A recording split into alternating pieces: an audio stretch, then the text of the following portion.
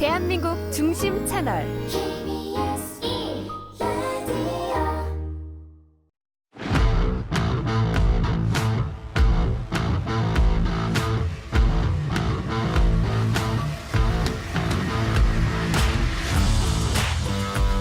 한상원의 스포츠.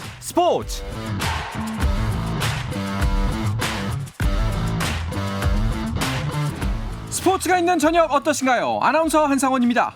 큰 도전을 앞둔 레전드와의 만남은 어떠실까요?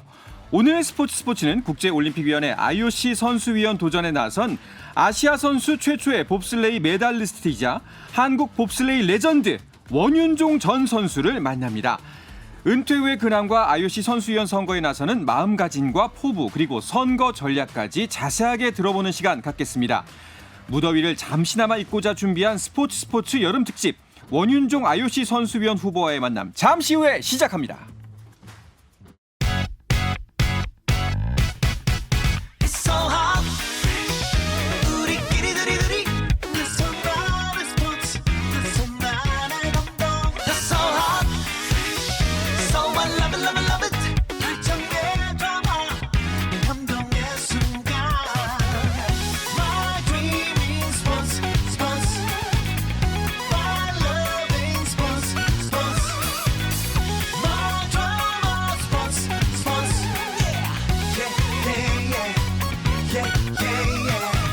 스포츠.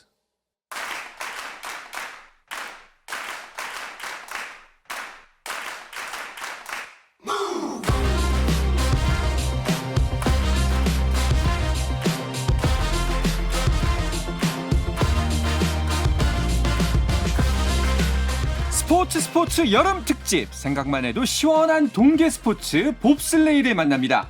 봅슬레이 올림픽 리스트이자 IOC 선수위원 후보인 원윤종 전 선수와 함께합니다. 어서 오십시오. 반갑습니다. 반갑습니다. 안녕하세요. 네, 반갑습니다.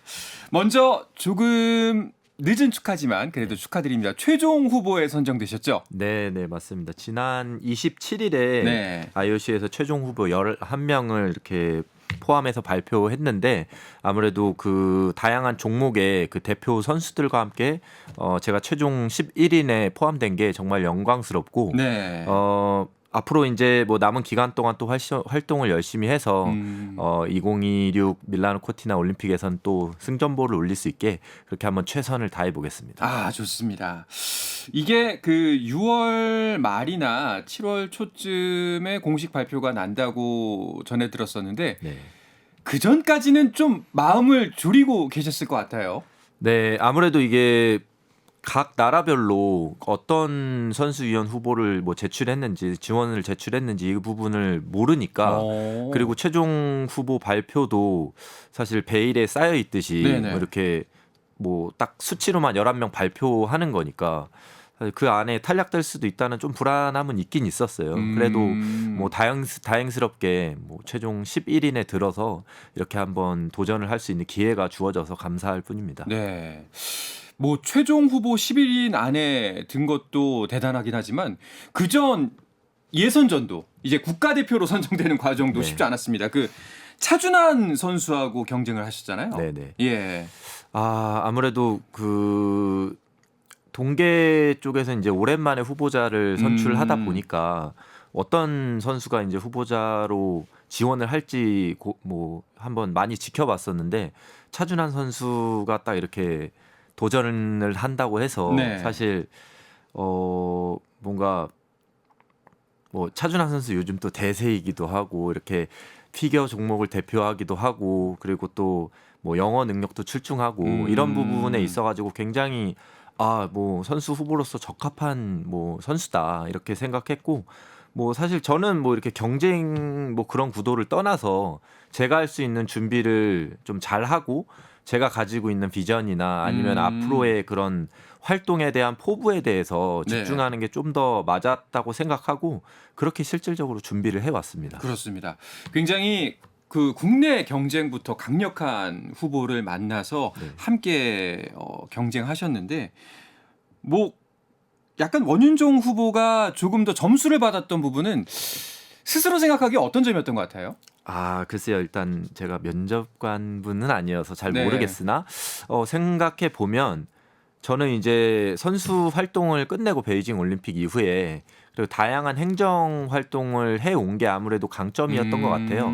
그래서 실질적으로 IOC 선수위원회 도전하는 거긴 하지만 국내 대한체육회 선수위원으로 다년간 활동을 하기도 했고 그리고 국제 봅슬레이 스켈레톤 연맹에서 선수들에게 직접적으로 투표로 당선된 그런 선수위원이기도 하거든요. 네.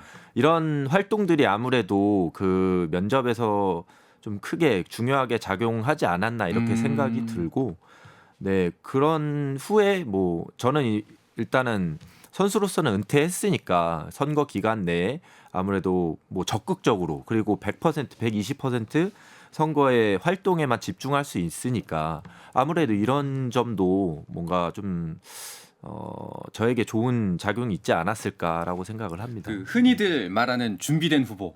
네. 그러니까 차곡차곡 사실 그동안 이제 그 길로 걸어가기 위한 준비를 해오셨다는 이야기인데 그러면 스포츠 행정가로서의 꿈을 갑자기 꾸신 건 아닌 것 같네요. 말씀 듣기엔.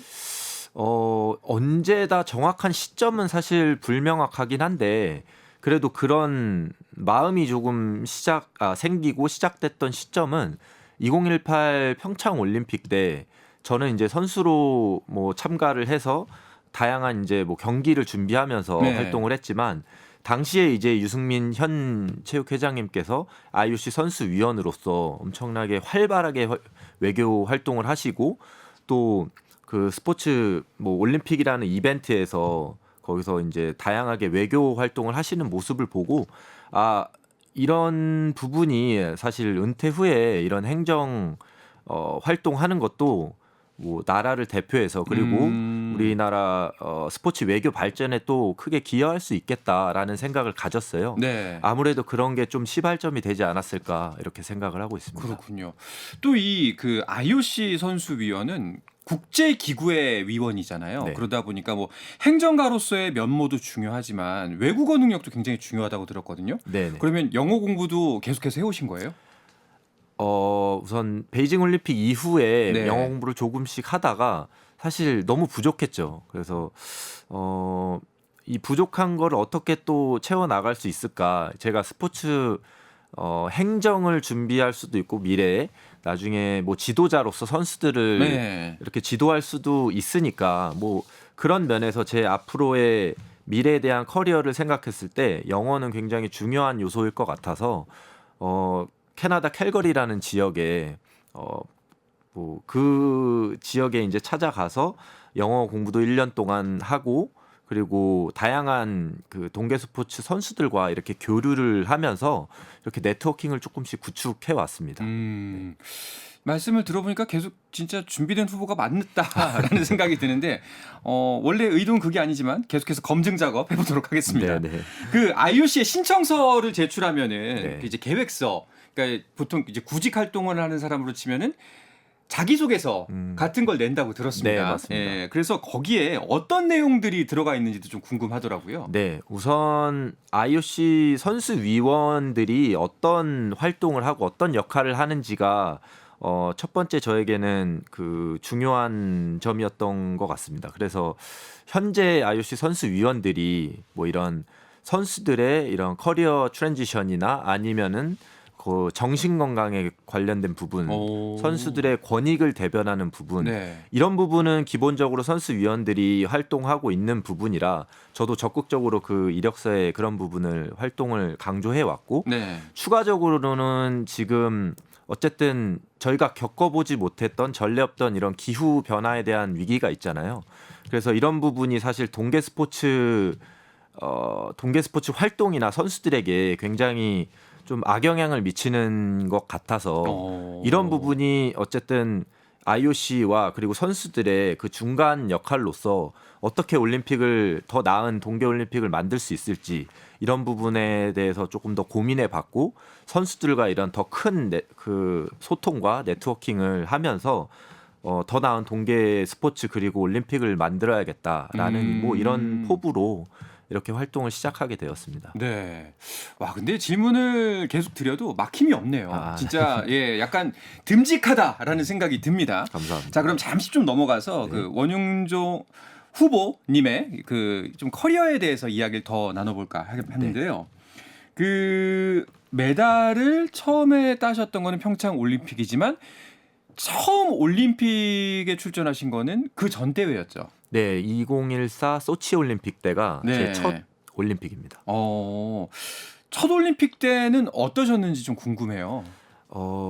사실 그 첫 올림픽을 준비한 게 한 3, 4년 정도의 시간이었는데 사실 그때는 지금처럼 우리나라 봅슬레이 스켈레톤 훈련 환경이나 시스템이 굉장히 잘 갖춰져 있지 않았어요. 네. 그래서 정말 주먹구구식으로 막 막무가내로 열심히 했던 그런 시기인 것 같아요. 어쨌든 우여곡절 끝에 첫 번째 소치 올림픽에 참가했고 이게 바로 올림픽이구나라는 그 감동이나 이런 환희를 느꼈던 순간은 처음 이제 오프닝 세레머니 즉 개막식에 네. 딱 이제 무대에 들어서기 전에 되게 작은 통로를 지났는데 그 바로 앞에 이제 큰 스테디움에 저희가 이제 입장을 하면서 뭔가 관중들의 환호와 네. 이 뭔가 많은 다인종들이 이렇게 뭐 즐기면서 입장하는 그 순간이 뭔가 그 세계의 중심에 서 있는 그런 느낌을 좀 받았었거든요. 진짜 왔구나. 네. 이 세계의 무대. 그래서 아직까지도 그런 생각을 하면 좀 소름도 끼치고 굉장히 저한테는 강렬한 인상으로 좀 남았던 순간이었습니다. 그 3, 4년밖에 준비 기간이 없었다고 하면은 이제 선수 생활을 시작한 것 자체가 얼마 되지 않았다는 이야기처럼 들리거든요. 네. 봅슬레이 종목을 언제 처음 접하신 거예요? 제가 처음 봅슬레이를 접했던 건 2010년 8월이고요.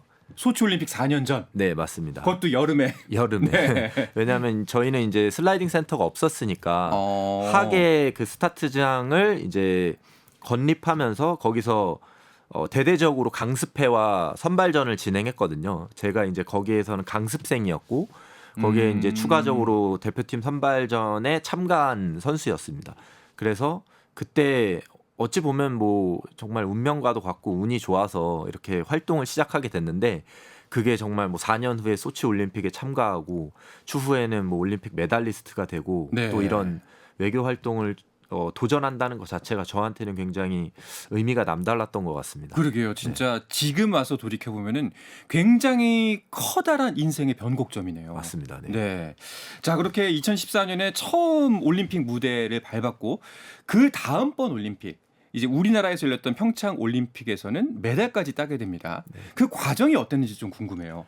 2014년 소치 올림픽 때는 사실 저희가 뭐 목표는 중위권을 두고 올림픽에를 참가했어요. 네. 하지만 사실상 좀 세계 정상권이라는 그 정상권에 도달하기 위해서는 조금 더 부족한 면이 많이 보였는데 그 당시에 그래서 약간 해외 유학팀 같이 구성을 해서 저 포함한 선수 2명과 그리고 당시에 이제 감독님과 함께 캐나다 캘거리라는 지역으로 넘어가서 캐나다의 그 선진 봅슬레이 시스템을 배웠거든요.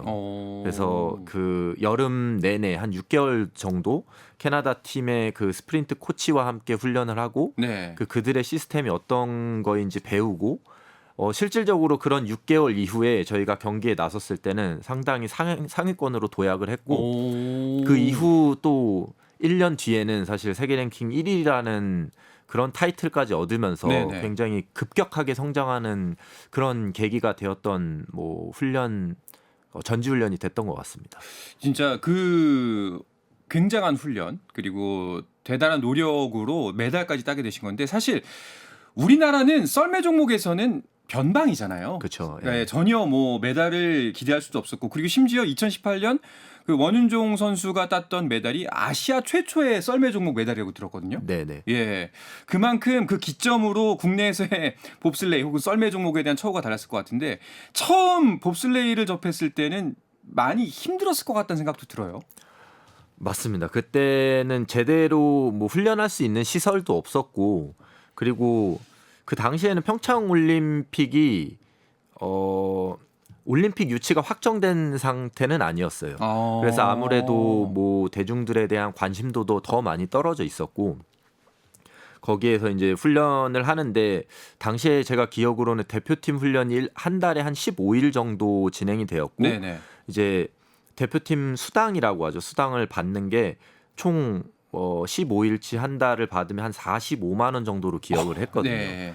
이런 뭐 적은 사실 급여로 한 달을 생활한다는 것 자체도 사실 무리였고 생활 자체도 힘들죠. 그렇죠. 네. 아무래도 뭐 비인기 종목이라서 실업팀도 없을 뿐더러 이런 환경적으로 어려운 부분이 있었는데 그래도 저한테는 그런 뭐 봅슬레이 선수가 되는 도전 자체가 그때 당시에는 뭐 돈을 벌거나 아니면은 뭐 내가 더 나은 좋은 삶을 살아야겠다 이런 것은 아니었고 단순히 진짜 올림픽이라는 큰 무대에 서보고 싶은 그런 꿈이 있었죠. 아니 그러면은 그 생활은 어떻게 영위하셨어요? 그때 당시에 그렇게 뭐 한 달 훈련을 채우면은 나머지 또 15일이라는 시간이 남아 있잖아요. 네. 그럴 때 이제 외부에 가서 뭐 아르바이트도 하고 어쨌든 생계는 유지를 해야 되니까 네, 아르바이트도 하고 개인적으로 조금 운동도 하고 뭐 이렇게 좀 복합적인 생활을 좀 지냈던 것 같습니다. 그러니까 진짜 주경 야독형 선수 생활을 하셨던 것 같은데 2018년 이후에는 그 선수들의 생활이나 처음에는 좀 많이 달라졌을 것 같아요. 요즘은 선수들이 어떻게 지내고 있나요?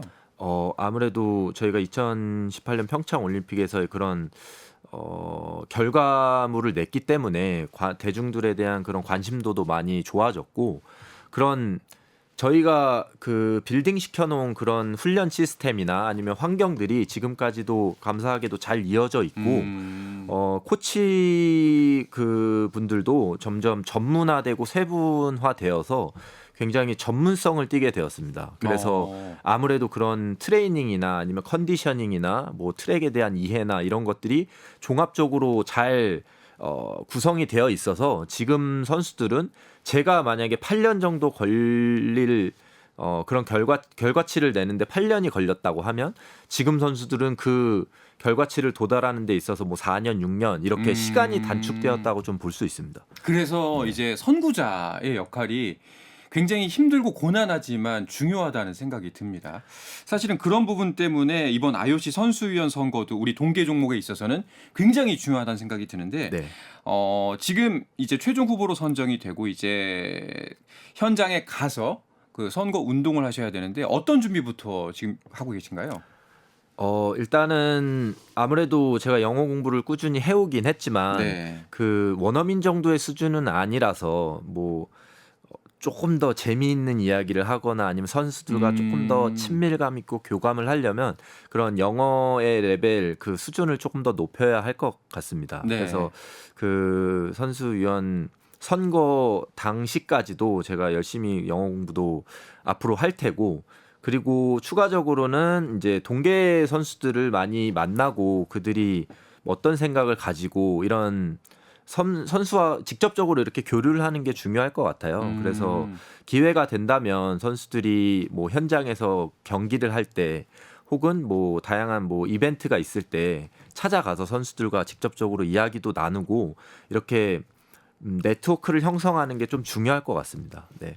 그래서 저희가 듣기로는 체력 훈련을 하고 계시다는 얘기를 들었습니다. 많이 만나기 위해서. 네. 아무래도 그 유승민 대한체육회장의 전략을 벤치마킹하겠다는 이야기로 들리는데요. 네.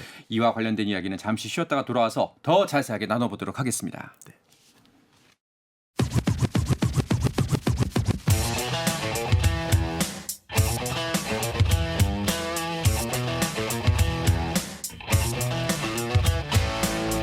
짜릿함이 살아있는 시간. 한상원의 스포츠. 자, 무더운 여름 잠시라도 무더위를 잊기 바라는 마음에서 준비한 스포츠 여름 특집 인터뷰. 내년 동계올림픽에서 IOC 선수위원에 도전하는 원윤종 봅슬레이 올림픽 메달리스트와 함께하고 있습니다. 그 앞서 말씀드렸던 것처럼 선거를 위해서 몸부터 만들고 있다라는 이야기를 들었는데 원래 운동선수셨잖아요. 도대체 뭐 얼마나 몸을 써야 하길래 몸을 만들고 있는 건가요? 사실 운동선수였지만 저희 봅슬레이 종목 같은 경우에는 굉장히 단거리 훈련 그리고 좀 파워 훈련 이런 쪽이 좀 최적화되어 있습니다. 그래서 이런 부분이 사실 선거 후보로서 정말 뭐 몇만 보를 걷고 이렇게 열심히 선수들을 만나기 위해서는 사실 약간 어려움이 있는 것 같아요. 그래서 체중도 제가 운동했던 당시보다 한 20kg 정도 감량을 했고, 20kg요? 네, 그 이후에는 정말 좀 이렇게 뭐 러닝도 하고 웨이트 트레이닝도 하면서 그 동계 선수들을 만나야 되니까 또 그 지형이 산악 지형이다 보니까 또 아무래도 조금 더 뭐 장거리를 이동할 수 있는 그런 체력적인 요소가 필요할 것 같아서 미리미리 조금씩 체력을 다듬고 준비하고 있습니다. 네, 확실히 지금 그 전 IOC 선수위원자 지금 대한체육회장의 유승민 회장이 예전에 정말 말 그대로 문자 그대로 발로 뛰는 선거를 했다고 들었는데 진짜 그 부분이 유효할 것 같다는 생각이 듭니다. 그 원윤종 선수의 도전이 있기까지 유승민 회장의 영향력이 꽤나 컸다고 들었는데 맞나요? 맞습니다. 뭐 처음에도 말씀드렸듯이 그 2018년 평창 올림픽 때 그 회장님의 그 활동이 굉장히 강렬하게 다가왔던 것 같아요. 정말 해외 이런 영향력 있는 IOC 위원들과 그리고 국제 스포츠에 뭐 인지도가 있는 그런 행정가들과 함께 이렇게 어우러져서 활동하시고 거기에서 뭐 어떤 좋은 결과치를 내고 이렇게 활동하시는 게 상당히 큰 의미로 다가왔었고 현재도 이번에 최종 11인 후보에 들었을 때도 가장 먼저 연락을 주셔서 축하한다고 이렇게 소통을 하고 또 앞으로의 선거 전략도 함께 이렇게 잘 맞춰서 네네. 한번 만들어 보려고 지금 생각하고 여러 가지 있습니다. 또 조언도 주셨군요. 맞습니다. 네. 그 이제 일반 스포츠 팬들 입장에서는 사실 IOC 위원, IOC 선수위원 뭐가 같고 뭐가 다른지 잘 모르거든요. 이 네네. 부분에서 간략하게 설명해 주시면은 청취자 여러분들한테 도움이 될 것 같아요. 네네. 그 IOC 위원은 사실 뭐 여러 그 역할이 있는데 사실 그 역할 중에 하나가 IOC 위원이자 선수위원이거든요. 그래서 IOC 선수위원은 선출된 선수위원은 딱 12명입니다. 네, 동계 선수로는 4명, 네. 그리고 하계 선수로는 8명만이 각 이제 올림픽에서 올림픽 선수들에게 선출된 그런 굉장히 선수의 대표자라고 할 수 있습니다. 예. 네, 그럼으로써 이제 선수의 목소리를 귀담아 듣고 IOC 그 행정부와 긴밀하게 협업을 하면서 더 나은 올림픽 그리고 또 선수 중심의 올림픽을 만들 수 있는 이런 굉장히 귀중하고 어떻게 보면 가치 있는 자리라고 표현할 수 있습니다. 그렇네요. 네. 진짜 그 대표성 부분이나 영향력 부분에서 굉장히 중요할 것 같은데 네. 최종 후보 11명이라고 그러셨잖아요. 네네. 이 중에서 몇 명이 이번에 당선되는 건가요? 이번에 2명이 당선되는 겁니다. 야, 이거 좁은 문처럼 들린데 네. 혹시 그 어떤 후보들이 올라왔고 또 어떤 후보가 좀 가장 강력해 보이는지 네. 말씀해 주실 수 있을까요? 사실 저도 그런 부분을 되게 많이 생각해 봤었는데 네. 아무래도 그 각 종목의 대표자이다 보니까 어떤 선수가 더 뛰어나고 어떤 선수가 뭐 경쟁자다 이런 생각이 사실 들기는 좀 어렵더라고요. 네네. 그래서 그런 부분보다는 사실 제가 선수들을 또 어떻게 만나고 어떻게 이야기를 나누고 그리고 그 선수들과 어떻게 교감할 수 있는지 저의 비전을 좀 이렇게 장착하고 선수들과 그거를 같이 이야기를 공유할 수 있는 부분에 초점을 맞추는 게 네. 아무래도 저에게는 좀 더 중요한 일일 것 같습니다. 알겠습니다. 네. 그렇다면은 그 이제 앞으로 선거 운동을 하실 때 원윤종 후보만의 차별화된 강점, 네. 특이점 어떤 부분을 공략하실 생각이세요? 사실 진정성이죠. 진정성. 이게, 네, 네. 선수들에게는 아무래도 진정성이 가장 중요한 것 같은데 진심으로 선수의 목소리를 들을 수 있고 진심으로 선수의 그 목소리를 제대로 올림픽이나 아니면은 선수의 서포트하는 데 있어서 잘 녹여낼 수 있는 그런 후보가 될 수 있는 이미지를 심어주고 싶고요. 실질적으로 그렇게 아까도 말씀드렸지만 굉장히 열심히 활동을 하면서 열심히 선수들과 만나고 더 열심히 선수들과 목소리를 들으면서 그런 진정성이 보일 수 있게끔 그렇게 선수들과 함께 교류할 예정입니다. 알겠습니다. 물론 이제 IOC 위원회 당선이 된다면은 개인적으로도 기쁜 일이고 우리 체육계에도 정말 큰 경사긴 한데 조금 바깥쪽으로 보자면은 어떻게 우리나라에 좀 도움이 되는 부분. 특히나 이번에 전북이 올림픽 유치를 신청을 했잖아요. 네네. 이런 부분에서도 도움이 될 수가 있나요? 아무래도 도움이 될 수 있을 거라고 생각합니다. 이게 스포츠 외교적인 부분이 굉장히 그런 중요한 부분으로 알고 있는데 네. 왜냐하면 그런 올림픽 유치나 이런 부분에 있어서도 그런 외교 활동이 굉장히 중요하고 다양한 이제 스포츠 유기관 그 행정가들과 만나야 되는데 그런 면에서 있어서 더 뭐 대화가 편안하게 이루어질 수도 있고 그 같이 교류하고 협력할 수 있는 그런 자리가 될 수 있을 것 같아서 이런 부분도 유효하게 작용할 것 같고 아무래도 이제 국제 스포츠 그 트렌드를 빨리빨리 저희가 받아들이고 이제 국내에도 도입을 시킬 수 있는 그런 장점도 있지 않나 네. 이렇게 생각을 하고 있습니다. 알겠습니다. 자, 그러면은 이번 IOC 선수위원 그 선거 운동 기간이랑 그 선거 기간은 언젠가요? 선거 기간이 이제 올림픽을 딱 이제 시작하는 시점부터 네. 올림픽 이제 폐막식 제가 알기로는 이틀 전 이렇게 알고 있습니다. 다가오는 그래서 올림픽이요? 맞습니다. 예. 네, 다가오는 2026 밀라노 코르티나 올림픽에서 선거 기간이 한 약 2주 정도 됩니다. 그래서 왜냐하면 이제 종목도 다양하고 선수들이 어떤 기간에 대회가 있는지 유동성이 있기 때문에 선거 기간이 그렇게 좀 긴 편입니다. 그래서 그 약 2주 동안 정말 그 경기장 그리고 경기장 밖에 곳곳을 누비면서 선수들을 만나러 다니고 그렇게 목소리 하나하나를 잘 귀담아 듣는 게 아무래도 성공 요인이 될 것 같습니다. 그러면은 그 기간에만 선거 운동이 가능한 건가요? 그 전에 뭐 좀 할 수 있는 게 없을까요? 아니 사실 예, 선거 운동은 그 기간에만 가능하고요. 네, 그 외적으로는 뭐 선거 유세나 이런 게 좀 엄격히 금지되어 있어서 네, 그 외적으로는 사실 뭐 선거 활동을 하기는 힘든 부분이 있습니다. 그렇군요. 네. 알겠습니다. 뭐 저희가 뭐라도 할 수 있으면 참 좋을 텐데 일단 예, 원윤종 후보에게 모든 걸 맡기고 그냥 힘내라는 응원 말씀만 드리는 것 같아서 좀 약간은 쑥스럽고 죄송하긴 하네요. 너무 감사하죠. 네.